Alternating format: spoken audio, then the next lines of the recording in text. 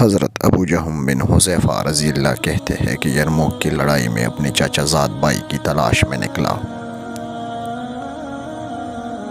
کہ وہ لڑائی میں شریک تھے، اور ایک مشکیزہ پانی کا میں نے اپنے لیے لیا کہ ممکن ہے وہ پیاسے ہو تو پانی پلا دوں۔ اتفاقاً وہ ایک جگہ اس حالت میں پڑی ہوئی ملے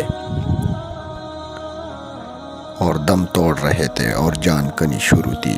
میں نے پوچھا کہ پانی کا گھونٹ دوں؟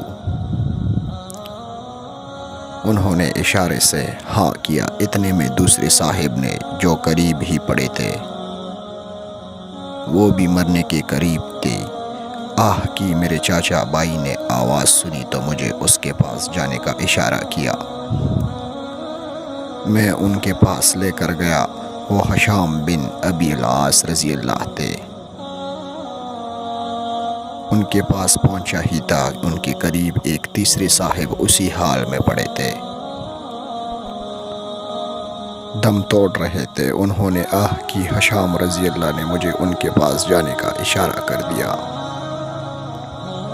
ان کے پاس پانی لے کر پہنچا تو ان کا دم نکل چکا تھا۔ ہشام رضی اللہ کے پاس واپس آیا تو وہ بھی جاں بحق ہو چکے تھے۔ ان کے پاس سے اپنے بھائی کے پاس لوٹا تو اتنے میں وہ بھی ختم ہو چکے تھے۔ اِنَّ لِلَّهِ وَإِنَّ إِلَيْهِ رَاجِعُونَ۔